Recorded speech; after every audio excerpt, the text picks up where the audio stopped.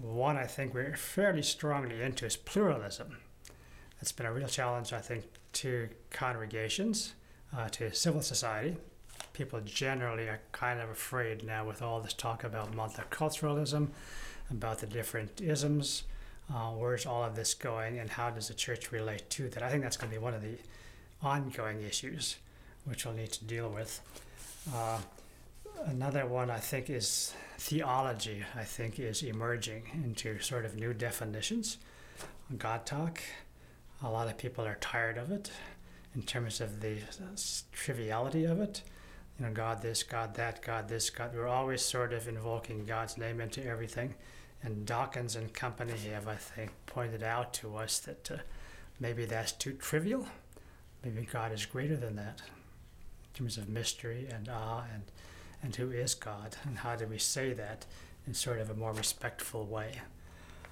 I think that's going to be dealt with. The Bible itself, in terms of its understanding, I know there are folk very strong on it as a literal document. I think more and more of that, I think folk are understanding that the Bible really is a human construct, that humans have been the ones who have authored, who have written, who have put it together, who have agreed on which books are in and which books are out, and how they're interpreted. So I think people will see the Bible more as a living document, breathing document, rather than a dogmatic, this is what it says and this is what it means. I think that'll be looked at in a different way, in a sense. I think another issue, well, it comes up in another question, is the one on sexuality. I think the churches have accepted quite well over the decades. It's taken a long time, from how do you accept divorce and remarriage and common law living, all those things. I've gone through all those stages in terms of my experience with the church, and how each one has been fought as we go along, and how I myself personally have fought each of those things. And the big one that, of course, we're fighting now is still homosexuality. And how does that evolve? And I think in the next 20 years, that'll be less and less on the burner. I think there'll be greater issues in terms of what does one do with population in the world, with hunger, with famine, with starvation, with all these realities, with war and hunger. I think we'll think about issues in a more basic way, maybe how the prophets saw them sometimes. You know, what are the bigger issues? We tend to deal with the more, I think, sometimes more defined, smaller issues. Another issue will to be dealt with. How does one replace loyalty to a congregation, to a church, with engagement?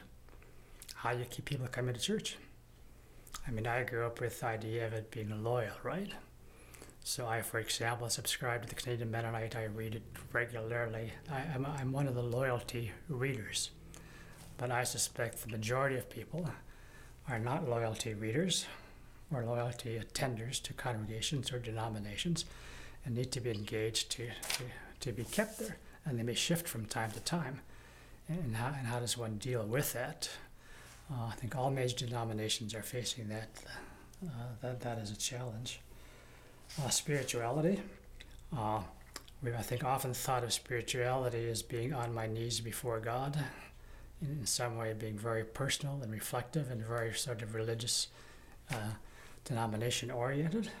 I think with all the writings on spirituality, from Buddhism to mysticism to New Age to conventional to evangelicalism, that there are a lot of folk in between, including the regular attenders in church.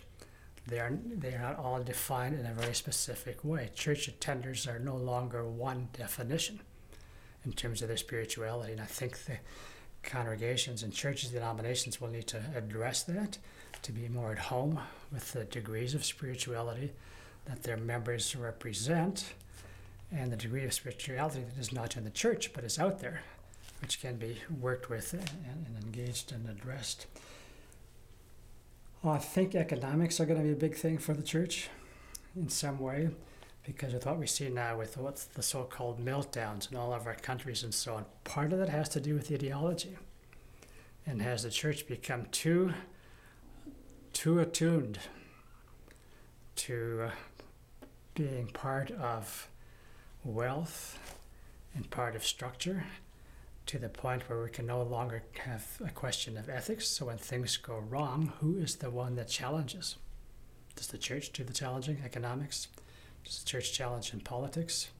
I think we've kind of left those fields to the so-called out there people, and it hasn't all gone well. And do we as religious folk have some kind of a sensitivity that we can put on the table? Because there's some concern that there may be a new economics needed. And if so, has the church some voice in defining that in terms of our ethics and understandings? Well, those are some of the issues. And the question that came as a part of that then is, what would be my vision? Not necessarily around these issues, but for the next 20 years. And I think a part of it is for the church to be a bit more relaxed about the uncertainties and ambiguities and the issues that are going to be out there, and accept them with opportunity, with study, with learning, and especially drawing on the wealth of knowledge of young folk and others who are into the systems, and see where that takes them. It's not just a theological issue. Are we right believers? But are we right thinkers and right doers in terms of all of these issues that are out there? And so what I think I see for MCBC and other institutions, conferences, MCC, is that in this process, they really help congregations and individuals to be, I would say, unleashed. That's a term that came out about 15, 20 years ago. Let pastors and others unleash the congregation, unleash the individuals. Let them engage in God's world in some way and encourage that. They may not always know exactly where it's going to take them, but don't stop them from doing that. And have them work at that in whatever directions they can. And in this sense, I think there will be a new understanding of basic values that we have had. How can those be used in terms of where the nation and the church is going? Congregations, I think my vision would be for them to some extent is that they become more intentionally relational. I know that's been a concept always talked about. But others, and I've had the experience of sometimes moving from one congregation to another, and it takes so long to be engaged. Part of it is, I think, that our congregations, and this was covered in Canadian Mennonite last year, that we don't take the time to engage people on a relational, ongoing, intentional basis of involvement.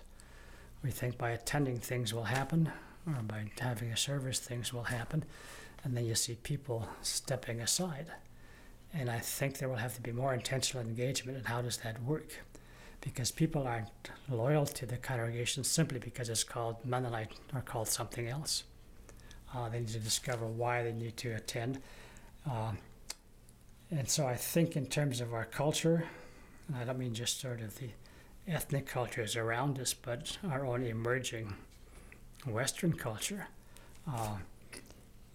in this regard will have to be reconsidered. I think in music, a lot of ways, churches have addressed it that way, but I don't think in terms of thinking, theology, engagement, relationship, they've really rethought that very strongly.